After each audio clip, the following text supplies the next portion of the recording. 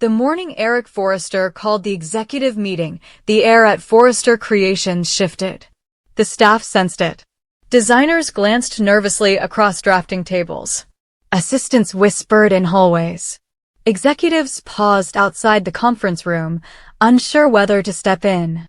It wasn't a press launch or seasonal campaign. It was something more volatile, more personal, something that had simmered beneath the surface for far too long.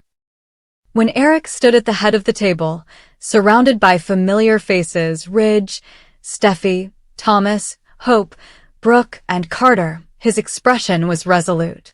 He wasn't just the founder of the company. He was its spine, its legacy. And today, he'd had enough.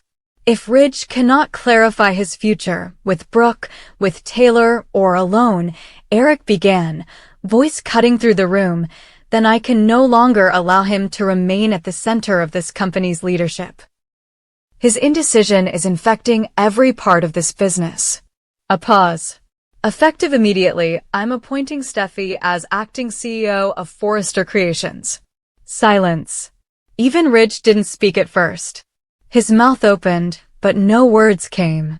Steffi looked stunned for a moment, then nodded slightly, collecting herself, already stepping into the role.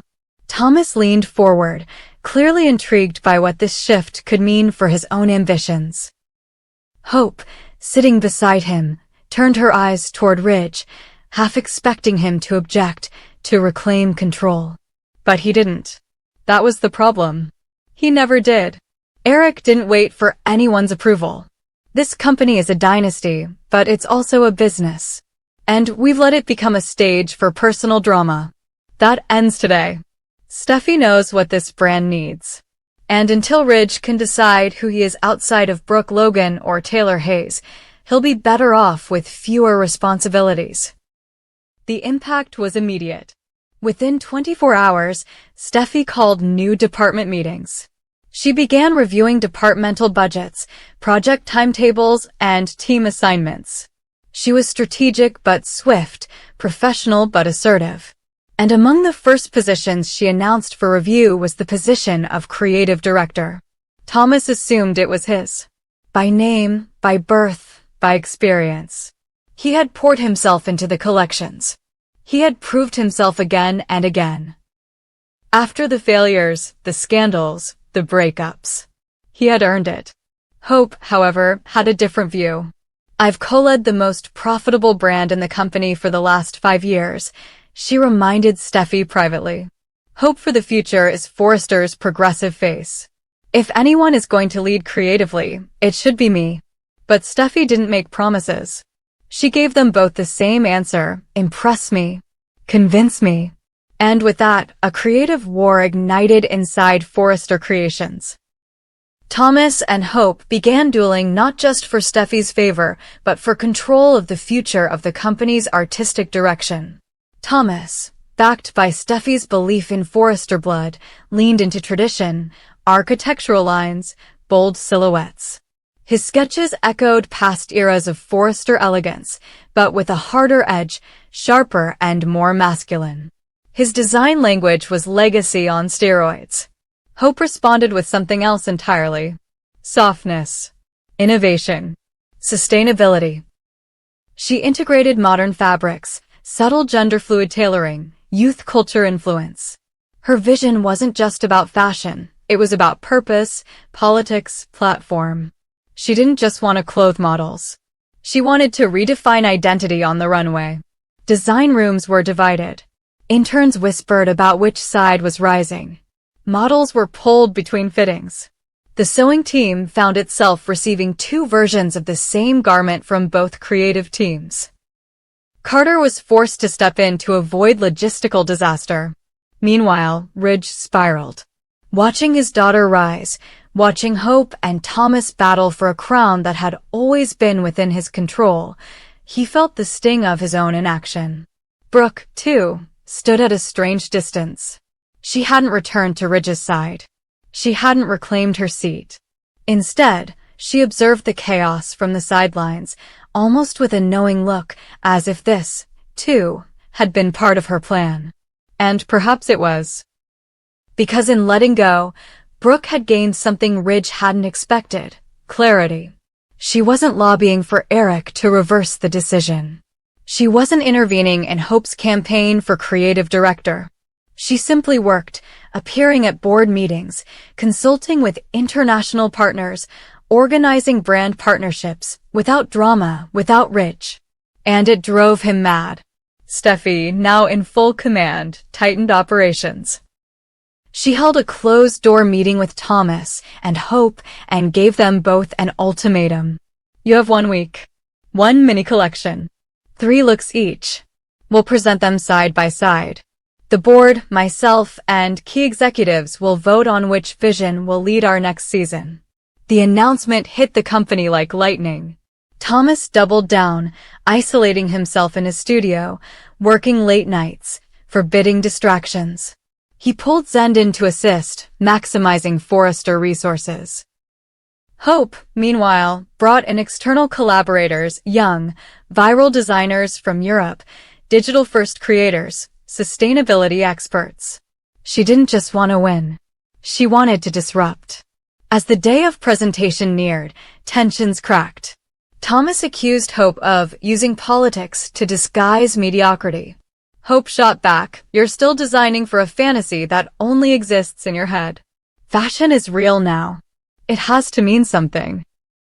Ridge tried to mediate, stepping into the design room, attempting to give advice, to offer perspective.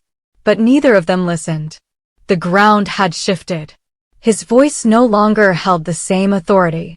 Steffi, watching it all from her new office, realized what her grandfather had meant. Leadership required decisiveness, not sentiment. The presentation arrived.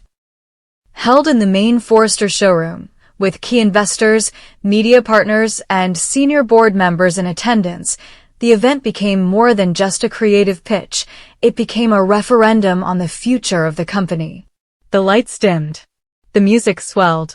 Thomas's collection came first. Dramatic. Sculpted. Architectural.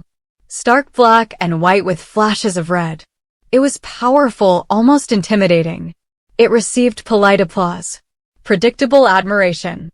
Then came Hope's. Light. Airy. Fluid. Models of all shapes and genders walked the runway. The collection danced. The message was clear: inclusion, possibility, evolution. The applause was louder. Younger executives nodded. Social media reps live-streamed. After both collections ended, Steffi took the floor. Her decision wasn't instant. She acknowledged both visions had merit, that both creatives had grown. But the future, she said, was no longer only about prestige, it was about relevance. And so, she made her choice. Effective immediately, Hope Logan will take lead as creative director for the Hope for the Future division. Thomas Forrester will continue as head of menswear and be given his own capsule collection under his name. There were gasps. Murmurs. Thomas's jaw clenched. He'd won the technical skill war, but Hope had won the room. And she had won Steffi's respect, which was something even Thomas struggled to earn. Later that evening, as the lights dimmed and the staff trickled out, Ridge found Eric standing on the showroom floor, gazing at a decades-old photo of the original Forrester team.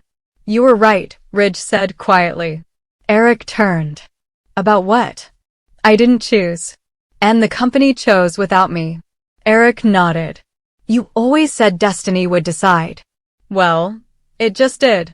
Across town, Brooke stood on her balcony, champagne in hand, reading the breaking coverage.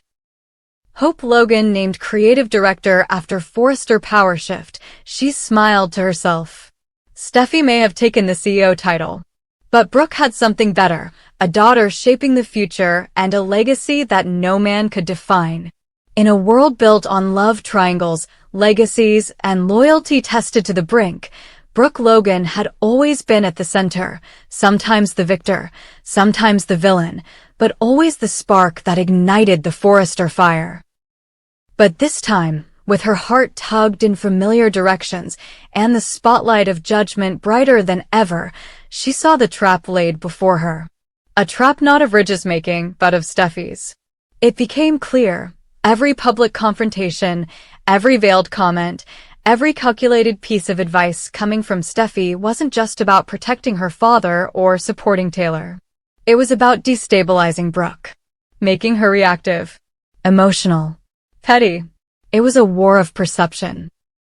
And if Brooke kept fighting for Ridge out in the open, she'd lose more than a man. She'd lose her power. And Steffi knew it.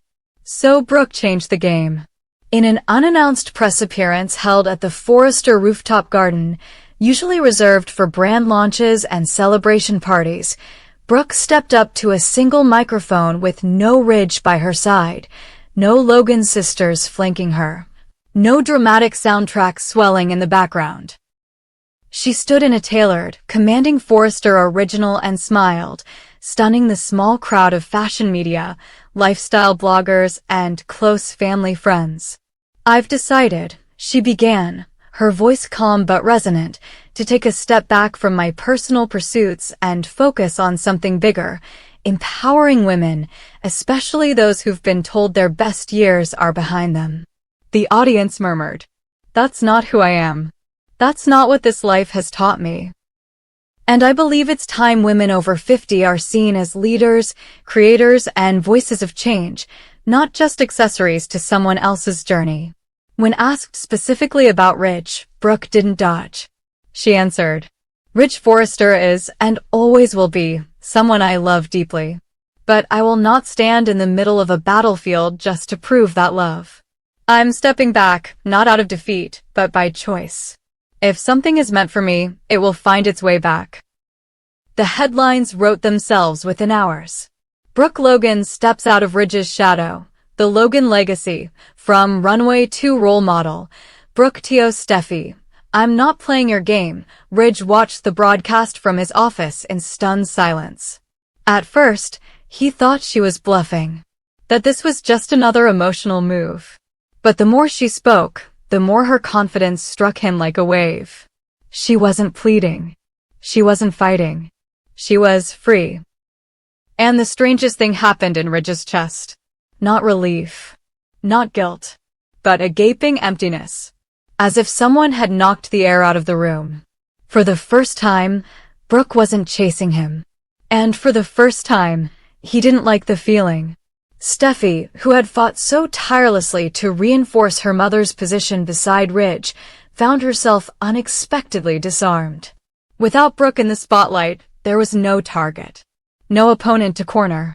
No public foil to contrast Taylor's grace. Steffi's strategy unraveled not because she lost the war, but because Brooke simply walked off the battlefield. The silence she left behind was louder than any argument Steffi could make. Nick Marone, meanwhile, misread the moment completely. Watching Brooke speak from a small screen in Italy where he was preparing for a Forrester International event, he felt a thrill of opportunity. Brooke was stepping away from Ridge, maybe, finally, she was turning toward him. He sent flowers. A letter. He even began drafting a quiet proposal, imagining a life with her away from all the Ridge Taylor noise. But what Nick didn't expect was what Brooke did next. She launched a women's empowerment initiative, Unwritten Strength, tied to the Forrester brand, promoting midlife women as powerful figures in fashion, business, and identity. She took over her old fragrance line, appeared on magazine covers, mentored new models, rebranded herself not as someone who once had it all, but as someone who never lost it to begin with. Nick, watching from afar, began to doubt whether Brooke ever truly needed anyone. And that led to his real question: had he pursued her because he loved her or because he wanted to prove he could beat Ridge? The Logan sisters were stunned but proud. Donna said it best, she's not stepping down. She's stepping up. Katie, balancing her own relationship with Carter, offered quiet support, privately wondering if Brooke had finally broken the Logan curse, defining herself through men. Eric Forrester, watching all of it unfold, was perhaps the only one truly relieved. Brooke's new direction brought with it a calm that Forrester Creations hadn't known in years. The press was favorable. The fashion world buzzed with admiration. For the first time, Logan and Forrester weren't feuding in the public eye. They were leading together. Eric approached Brooke privately after her first mentorship roundtable. "You did what I didn't know could be done," he said. "You reminded everyone who you are without ever raising your voice." But the story wasn't finished. Because as Brooke rose, Ridge sank. Alone in his studio, he stared at old sketches. He looked at photographs of him and Brooke, at designs inspired by her, and realized how deeply she was woven into every part of his world. Taylor noticed. Her instincts told her that Ridge's silence wasn't peace. It was confusion, regret, perhaps even longing. And while she said nothing at first, the fear in her grew. Brooke had left the door open subtly, quietly. "If it's meant for me, it will find its way back." And Ridge, no longer being fought over, began to wonder what life without Brooke really meant. The ripple effects were immediate. Steffi tried to shift her strategy, reminding Ridge of Taylor's stability, her loyalty, her love. But the more she did, the more it began to sound like selling, like convincing. Ridge, for the first time, was navigating his emotions without external noise. And the truth was slowly becoming harder to deny. Meanwhile, Nick returned from Italy. And when he met Brooke again, hoping to step into the space Ridge had left vacant, he was struck by her transformation. She wasn't looking to be saved. She wasn't leaning into old memories. She wasn't flirting with nostalgia. She was decisive, present, empowered. When Nick asked her directly if she saw a future for them, Brooke smiled kindly and said, "I don't know yet. Maybe, but I'm not going to fill one empty place with another. I've done that before. I want clarity. And so should you." And with that, he too was forced to reflect. Was Brooke a desire? Or a victory? And if she no longer needed to be one, did he still want her? As Ridge continued to wander through his own uncertainty, one memory kept returning to him. Not a kiss, not a fight, but a moment, Brooke laughing in his arms during a thunderstorm, barefoot, soaked, fearless. That moment had never left him.